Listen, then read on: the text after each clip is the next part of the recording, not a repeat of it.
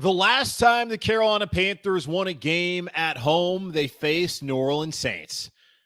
Well, they face the Saints on Sunday, so that must mean the Panthers will finally win a home game. And not just a home game, they'll finally win a game, period. You are Locked On Panthers, your daily Carolina Panthers podcast. Part of the Locked On Podcast Network, your team every day.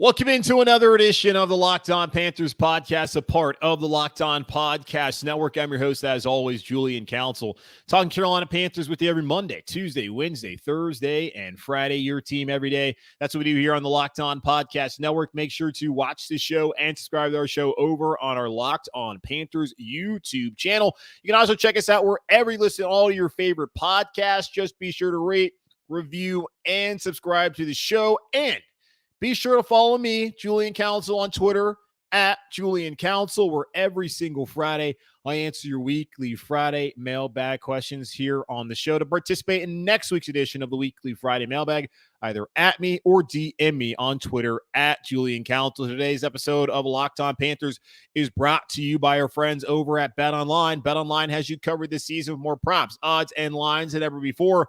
BetOnline, where the game starts. And I typically will start off our Friday shows by giving some final thoughts on the game. I don't really have any final thoughts. It's been a long week. We've all been pretty wiped by the situation going on here in Carolina. You know the numbers. Matt Rule's 10-25, one of the worst win percentages for an NFL coach through 35 games in the history of the league. The Panthers have lost 9 straight games dating back to a season ago. They have not won a home game since they faced off against the New Orleans Saints over a year ago in week 2 of the season. That is way too long. It has been trying times for a lot of Carolina Panther fans. I still encourage you. There you go. To breathe. Take a deep breath. Calm down. Have a drink if you need to. Go on a long walk. Get outside. Get some air. Do anything but act crazy online. Don't lose your job because of things that you said about the Panthers team, especially about Matt Rule. It ain't that deep, folks, but I appreciate your passion, because without your passion, then what I'm doing here, our conversations, they don't even exist. So I appreciate all of that. Just, let's use our heads. So I'm not going to give a whole rundown as far as my thoughts going into the game. Other than that, the Carolina Panthers really need to win. And TJ Moore and Christian McCaffrey need to be involved. Like, find an offensive identity. I thought it was a really good week of shows with Ross yesterday on the Crossover Thursdays. Jonathan Stewart was so kind to join us on the show. And I just appreciate a lot of you guys, not a lot of you, all of you guys who have listened to the show, watched the show, whatever. So let me just go ahead and answer your weekly Friday mailbag questions here, and then we can move on to the rest of our weekend and hopefully a win on Sunday. Let's go to Brian to start off. Brian said, on Wednesday's podcast, you and Jonathan Stewart talked about Sunday's loss coming down to a lack of execution by multiple players on multiple plays. Even Christian McCaffrey and DJ Moore were out of position on a few plays throughout the game. It just wasn't as obvious because they weren't critical game-changing plays.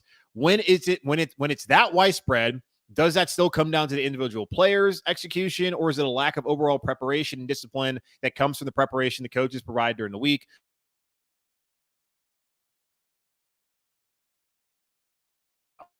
Well, the lack of execution started on the open kickoff when Chuba Hubbard fumbled. How they can fix that, do not have Chuba Hubbard on kick return anymore. They just signed Khalil Herbert, or not Khalil Herbert, that's the other Virginia Tech running back. They signed Raheem Blackshear to be here in Carolina as a kick returner. I imagine that he'll be returning kicks, and Chuba Hubbard will not be doing that moving forward. Now, the only way they can prevent Chuba Hubbard from fumbling is not putting him in that situation. But still, Chuba Hubbard, when given the opportunity, cannot fumble. That's on him. Frankie Louvu dropping a potential pick 6. Not sure how the coaches can fix that. Frankie was really good on Sunday outside of that. 10 tackles, all of them solo, 4 tackles for loss. How do they fix Frankie Louvu doing that? Not quite sure. He said he'd hit the jugs machine. I saw Vashti Hurt of Carolina Blitz followed up on Wednesday, asking him if he did, and he did. Not much on the coaching staff. How can they fix Matt Ioannidis jumping off sides and rewarding the New York Giants with a first down when time's expiring? Not quite sure how they can fix that other than binging him. Who are they going to put in there that's better? Braven Roy's out for the season. Well, not out for the season, but he's out for a while with the hamstring injury. So I don't really see how that can be on coaching. Now, you can certainly look at the situation and wonder if they're prepared, because the way that they perform offensively leads you to believe that they're not prepared to go out there and execute at a high level. Well, why is that? Well, Baker Mayfield didn't get here until training camp. And when he was here in training camp, Baker Mayfield was not the starting quarterback until the third week of the preseason. He's only had about 4 weeks as the number one guy with the number one offense. And they've had players like DJ Moore and Robbie Anderson who spent time in and out of the lineup throughout the entirety of training camp in the preseason. So, yeah, at the end of the day, it falls on the coaching staff to get these guys prepared. But the players got to make plays, man. And Jonathan Stewart said it. Like, the coach got to put him in position. But when you're in position, you got to execute. And there's a lot of guys out there, like you said, are either nervous or don't know what they're doing. But they got to figure it out, because they have not done that through the first 2 weeks of the season. A lot of players on this Panthers roster. Now over to Mark, who asked, why does everyone think the Panthers are going to be a playoff team this season? It took 2 years to rebuild the D. Why do people think the O can be remade in one? If they wanted to win this year, Aquanu would not be learning on the job. The front seven on the D would have been fortified. Baker would have been signed before OTAs, and we would have a pass-catching tight end. Looks like a developmental year shooting for a top draft pick to get a quarterback of the future.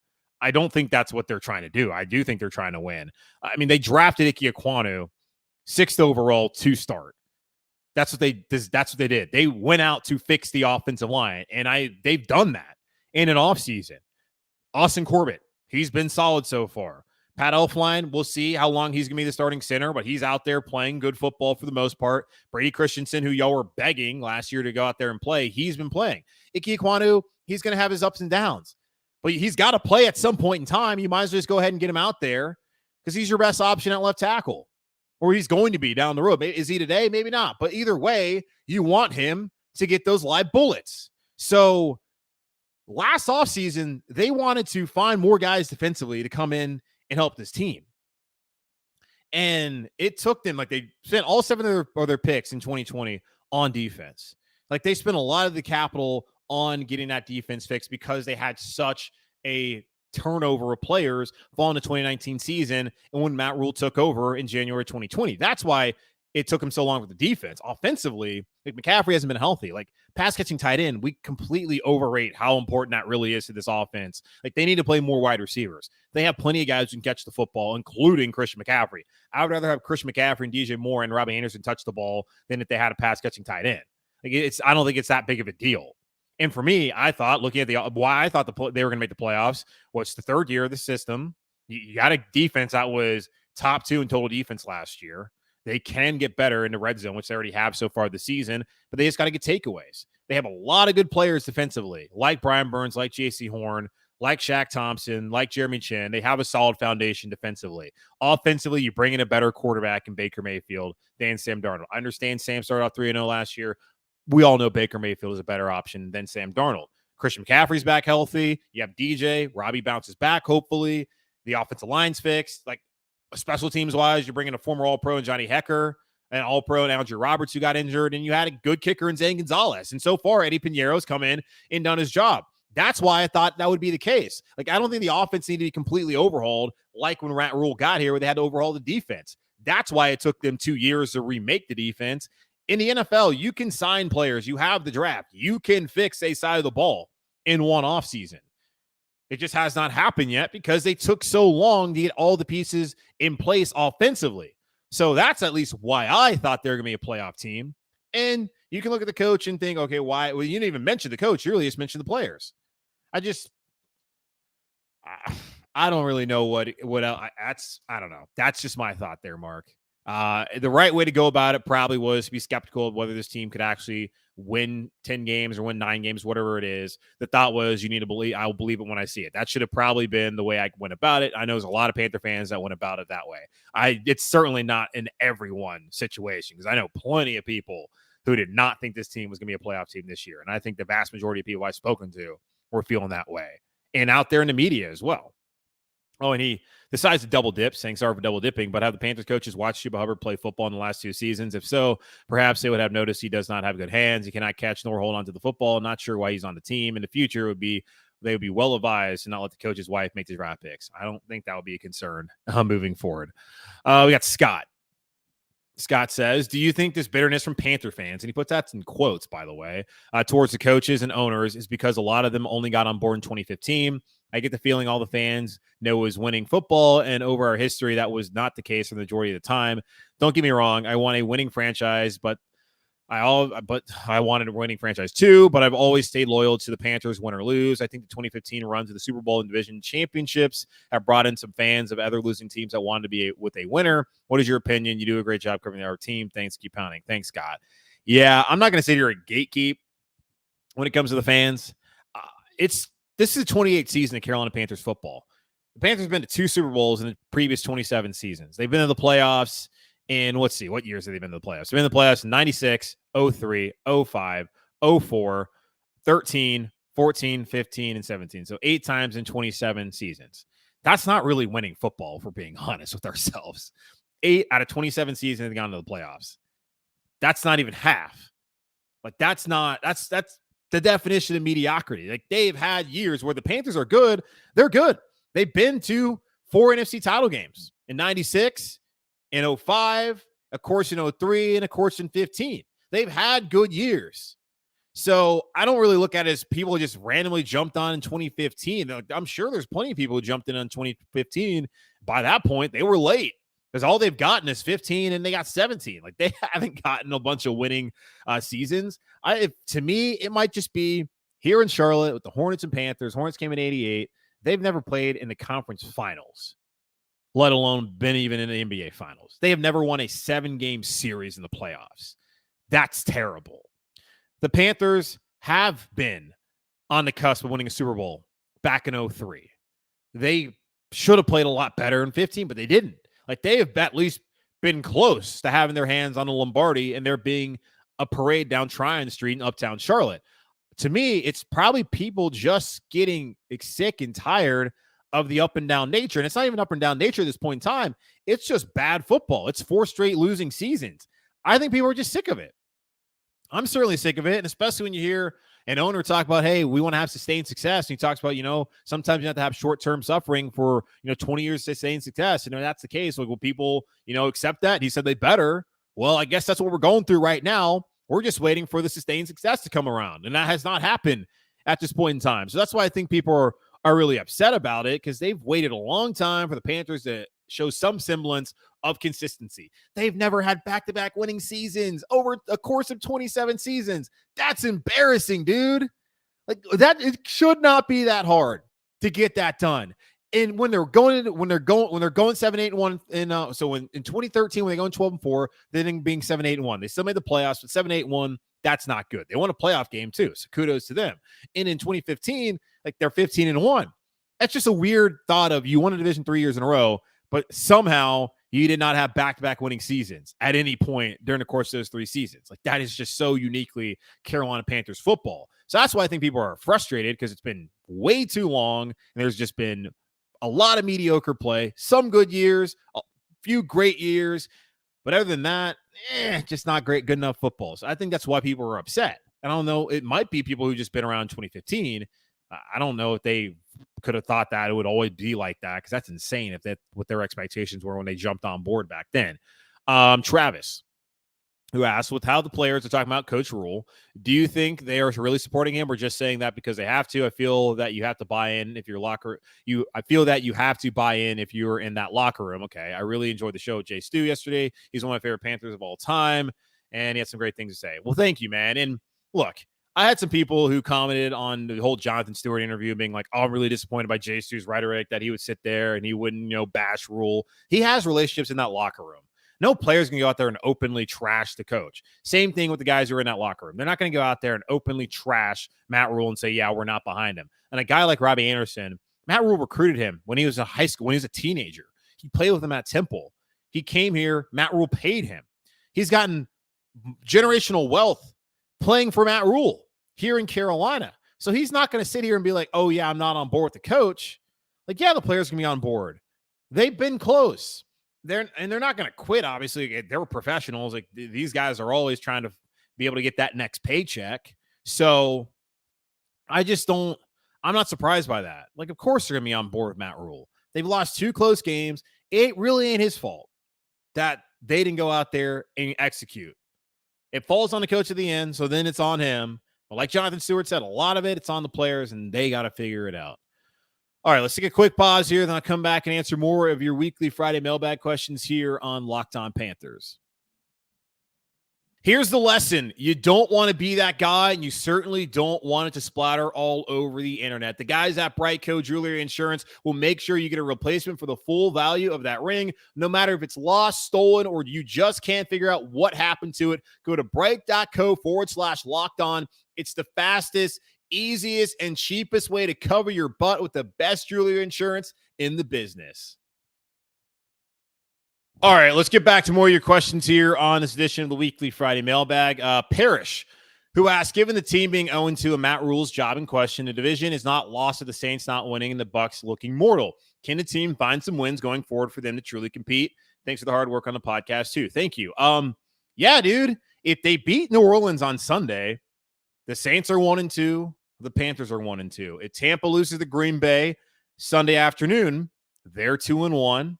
The Panthers are 1-2. The Saints are 1-2, and in Atlanta, who really cares? They would be one game out of first place through the first 3 weeks of the season.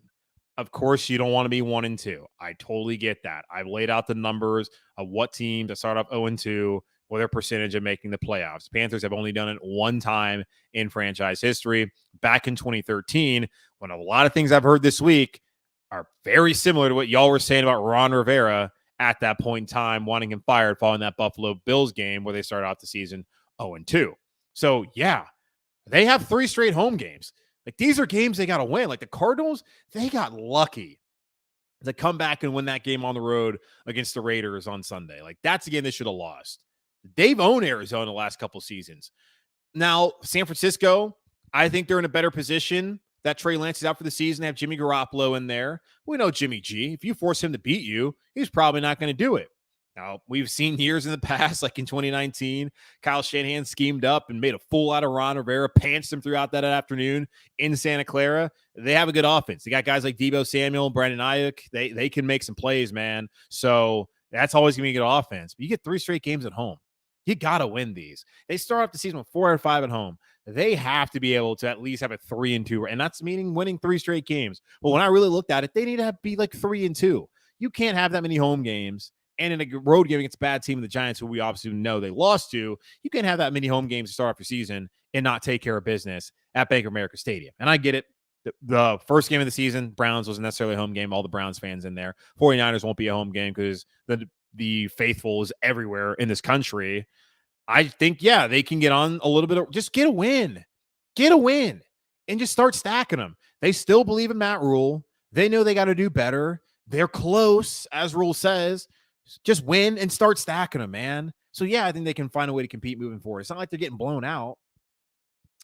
All right, Anthony, he said, if the Panthers win Sunday, how much of any optimism would be appropriate for the rest of the season? I mean, it's just one game. It's a week-to-week league. I've said that before in the past. You got to take it 1 week at a time. Week 1 didn't work out well. Last week didn't work out well. It's a brand new week. They always put out there the 1-0 kind of deal. That's the mindset that the players have. And maybe that's a mindset some fans should have to adopt. I get you want to always look at the big picture and think about, who you got in November and December and the last couple weeks of the season, all that kind of stuff. You can't get ahead of yourself. There are 15 games left to go. And that's part of my message. Like, I get you're frustrated. There's way too much of the season left to go. We saw last year they started off 3-0. How'd things pan out? Because you're thinking right at the bat that, oh, man, Matt Rule turned things around like Sam Darnold, comeback player of the year, yada, yada, yada. They went 5-12 because there's a ton of season left to go. They don't hand out playoff spots in the first 3 weeks. Yes, I know the trends of how you start typically leads to good things. So I'm not ignoring that, but I'm not saying that to be giddy if they win on Sunday. You should be happy. It's been a long time since they did win a game, but should you think all of a sudden things are fixed? No. Yeah, there should be a level of optimism because they finally figured it out, especially depending on what it looks like. If they blow out the Saints, you should be fired up about that. If they play bad and then find a way, that also could be encouraging because it's like those are games they have not been able to find a way to win.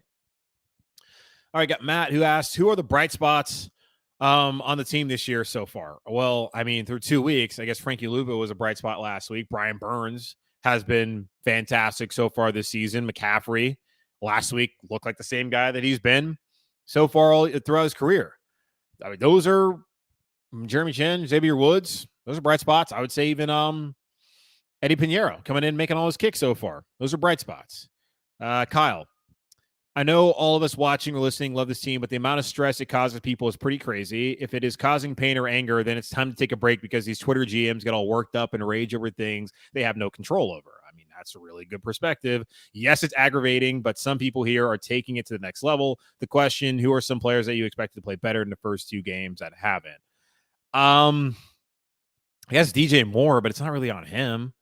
Like, they just got to find a way to get him open and to get the ball to him.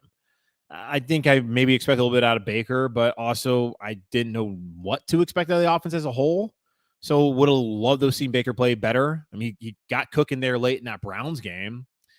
Other than that, like, I mean, Derek Brown hasn't really been good. I would hope to see more of him. Yeah, I guess those are probably the names. Like Icky, none about Icky. None of that surprises me. He's a young guy. He's going to figure it out. So, yeah, I mean, I guess those are the guys. Like, other than that, it's been, I mean, Gross Matos, he has not played well so far. I need to see more out of him. So I guess he would also be part of that list of guys who I would have expected more out of.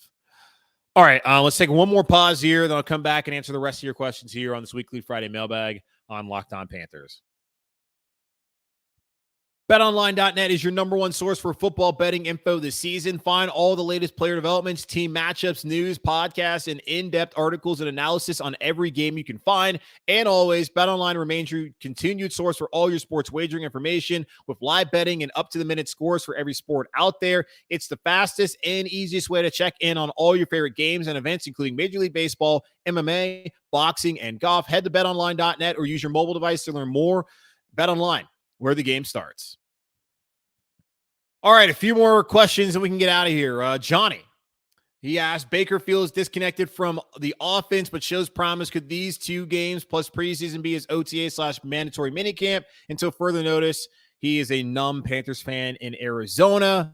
I mean, I guess. And Ben McAdoo was asked about this on Thursday, just, what he's seen from Baker. And he talks about how when you enter into a new system, in practice, you're going to do a lot of the things that you're asking you to do. But once you go in the game, when live reps are going out there, you're going to revert to kind of how you've done things in the past. And he saw that in week 1, but then he saw more of a shift going into week 2 in that Giants game with Baker and his footwork and his foundation, his foot. You've seen, like, he really hasn't trusted the pocket.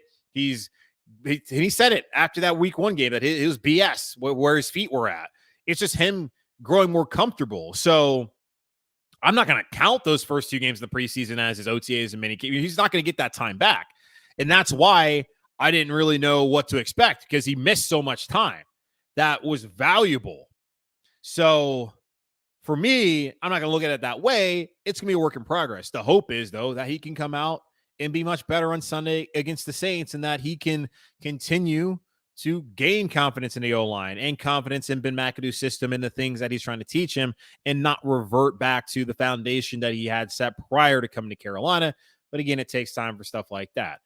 Travis with another Baker question, he asking, instead of all the negativity right now surrounding the team, what would you say needs to be done to fix the offense? Is it a lack of time for the offensive line, as Baker is averaging 1.1 second in the pocket? They gave the ball to CMC more in week 2, but it didn't seem to work properly. I'm not down on this team after 2 weeks, as a lot seem to be, as this offense is still very fresh together. Overall, what's your opinion on where the correction this needs to be, outside of course, the Matt Rule, the Fire Matt Rule crowd? Yeah, I mean, I appreciate your perspective there, Travis. Like, this unit has not spent a lot of time together. They haven't. It's going to take time. And I hate to say that. It's just the truth. And I know you don't want to hear it, and I don't necessarily want to say it either. But that's just the reality of the situation. With more reps in this offense, in practice and in games, Baker Mayfield will grow more comfortable and confident in what he's seeing and what's in front of him. They have to get DJ Moore the ball. If they want to hand the ball off to DJ Moore, I'm cool with that. Because other than Christian McCaffrey, the only person who should be getting the ball in the backfield is DJ Moore. But they got to find a way to get the ball to him. Christian McCaffrey, whatever it takes, man. I know we sat here and we talked about how many touches should he get. Clearly, what he's been getting the last 2 weeks ain't nearly enough. get him as many touches as possible to get this offense going. And Jonathan Stewart was saying this when I was asking him, like, what should their identity be? He talked about Christian. He ain't worried about the low for Christian. He's like, get the dude the ball. He's your best player on offense. Why are we trying to target Shi Smith? Like, why are we targeting Stephon Sullivan? Like, why is Ian Thomas and Giovanni Ricci touching the ball? Like, let's get the ball to the dudes who can do something with it, who can turn something out of nothing. Like when Baker fumbles a snap and Christian picks it up and runs it for 29 yards. Like, give guys like him the football. So, yeah, the offensive line's got to do a better job protection, especially Icky. Maybe give him more help on that side of the football. They can't drop the football, Shi Smith included. They need to get more guys involved. Terrace Marshall only has 6 snaps all season. And then Rashard Higgins, who played with Baker, has a relationship with Baker, a rapport with Baker. He's played 0 snaps. That makes no sense at all. Get him out there. That's how they can fix the offense, by getting more players out there and just really working more together, because it's going to take time. And my hope is that it will happen this week. All right, Corey. How much can you blame Baker Mayfield for the amount of batted passes? And how much does that fall on our offensive line? Do you think this is flexible, or is it just how Baker throws? Much love for your neighbor from the north. Thank you, Corey. Corey is from Northwest Canada, or I guess he's in the northwestern part of North America. He's in Western Canada. So appreciate you, Corey, for listening to the podcast. Me, a Panthers fan from all the way over there. Yeah, Baker is just a short guy. And the Browns defensive coordinator, his goal was to keep Baker in the pocket and tell his offensive linemen to get their hands up, or the defensive linemen to get their hands up and knock down the ball. We saw from Xavier McKinney, who had 2 batted passes on Sunday, that was his thought too. It was like, hey, I might be rushing. If I can't get there, I'm going to get my arms up. That is just simple things that every defensive lineman or any edge rusher period is taught to do against a quarterback. Baker being small or smaller, that does not help in that situation. It can also be timing. So maybe Baker's missing on his timing with those throws. It's something that's going to happen, and hopefully it doesn't continue to be an issue. Since he's entered the league, no one's had more batted down passes than Baker Mayfield. It's just a part of who he is as a quarterback and being kind of a smaller guy. I'm going to get this name wrong. It's Hode. She asked, what do you think is more responsible for the Panthers' turgid offense? Oh, so far this season, got an SAT word there. Was it Ben McAdoo, the lack of familiarity, poor execution? Well, it's certainly poor execution. Certainly the lack of familiarity, as they've only had about 4 or 5 weeks together. And hey, Dan Orlovsky from ESPN put this out there the other day saying, if I have to watch the Panthers run one more stationary and stagnant route, keep calling quick game from the gun, only have their quarterback get the ball batted down, more mirrored concepts on each side, I'm going to puke. So that lets you know that it's Ben McAdoo as well. Like, it's all 3 that are going hand in hand with the Panthers starting off so slowly on offense, at least according to Dan Orlovsky, as far as Ben McAdoo and he's doing. And hey, they haven't spent much time together. It's a work in progress. God, I hate saying it's a work in progress, but it is a work in progress. Alex, who says Matt Rule should be fired. It's time for a change. That being said, do you think this will be the week that Baker and the offense breaks out? It could save Rule's job. And if there's one thing Panther fans can always count on, it's disappointment. Well, yeah, it is. Well, Alex is someone, he's a friend of mine. He's someone who's certainly lived through it all. I can't say this is going to be the week they break out, man. I really can't. I want to say it, but I can't earnestly sit here and be like, yeah, this is the week. I hope it's the week. Saints got a really good defense, so an offense that hasn't been together, hasn't played really well at all outside of the second half of the Browns game. So that's 2 out of 8 quarters. Hard for me to sit here and think that this is going to be the week. Fingers crossed it's the week, but I can't sit here and tell you it's going to be the week. All right, 2 more. We got Tanner. If the Panthers are 0-4 and Baker keeps this level of play, what are the odds we see Sam get a shot, assuming he's back in week 5? I don't think Sam Darnold's going to be ready to go by week 5. And I don't think the Panthers are going to go to Sam Darnold. But Baker is still learning the system.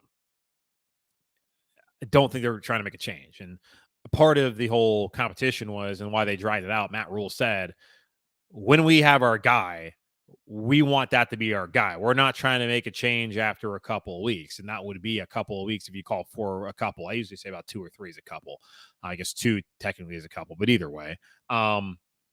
No, I don't think they know who Sam Darnold is. I don't think that they're trying to bring back Sam Darnold, and you think the Boo Bird's already bad now. Imagine when Sam Darnold gets tried back out there. No, I'm not concerned about that at all. And then Tanner also asked, what restaurants do you think David Tepper will go to in order to pursue his next short order cook as his head coach? You got to think Applebee's, Hardee's. That's got to be one. Arby's probably. An Iron Skillet. Denny's. Those are probably the top contenders right now for where David Tepper will pursue his next head coach. Appreciate that question there, Tanner. And then one last one coming from Michael.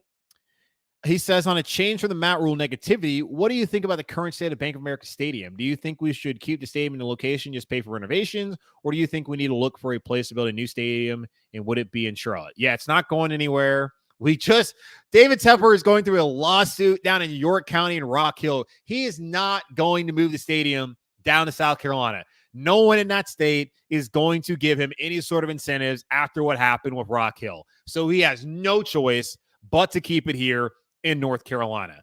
You think any of these other smaller counties outside of Charlotte in North Carolina are seeing they're broke too. York County ain't got no money. You think that Lincoln County is going to get played? You think Cabarrus County going to get played? Iredell, Anson, whatever county. You think they're going to get paid? Union County. You think they're going to get played by Bladen County? You think they're going to get played by David Tepper? Come on now. No, he's always said he wants stadium to be in Charlotte.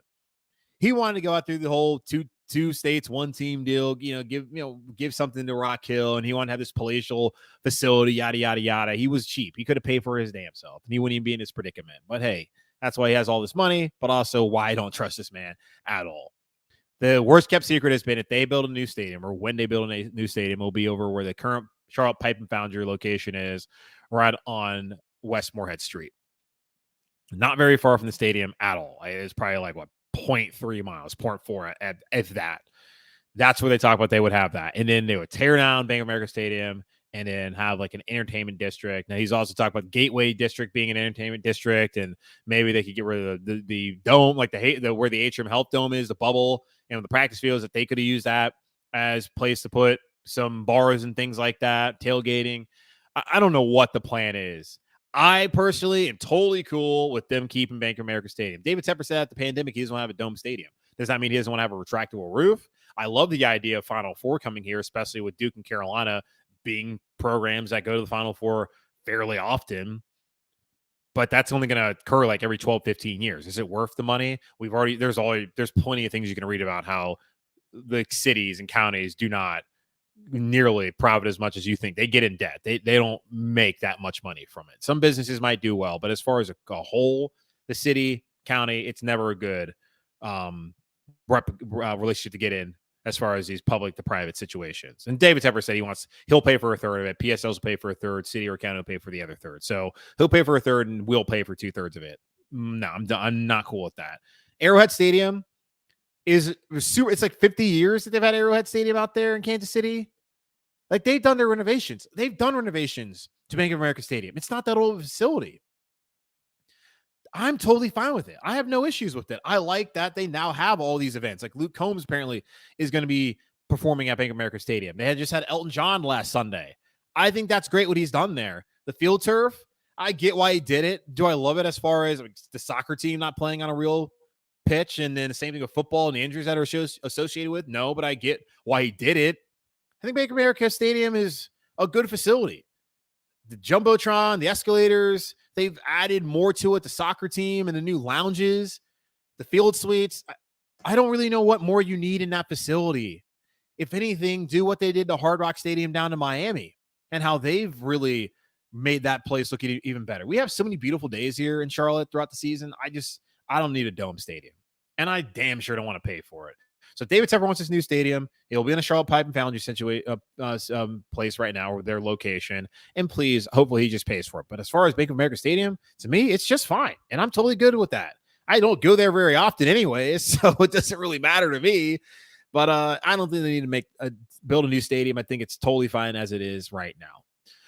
All right. That's going to wrap up this edition of the Locked On Panthers podcast, part of the Locked On Podcast Network, hosted by yours truly, Julian Council. Again, guys, make sure to watch the show, subscribe to the show over on YouTube, Locked On Panthers, that is, on YouTube, and be sure to check us out wherever you listen to your favorite podcast. Just rate, review, subscribe so you don't miss a single episode of the show. And be sure to follow me on Twitter at Julian Council so you can participate in next week's edition of the Weekly Friday Mailbag. Either at me or DM me on Twitter to participate. In the meantime, I am headed to Chapel Hill, like now, to go check out Carolina and Notre Dame. Sellout crowd excited for that game on Saturday. Wake Clemson, if you're head up there to Winston-Salem, that should be a fun environment as well. College football is really good in the state of North Carolina. Let's all get excited on Saturday, because Sundays might be rough. But I think they're going to win this Sunday. Fingers crossed that happens. So that means I'll probably talk to y'all around 6 o'clock Sunday afternoon. So stay safe, be happy, be whole. As always, keep pounding. And I'll talk to y'all on Sunday following a Panthers win against the Saints.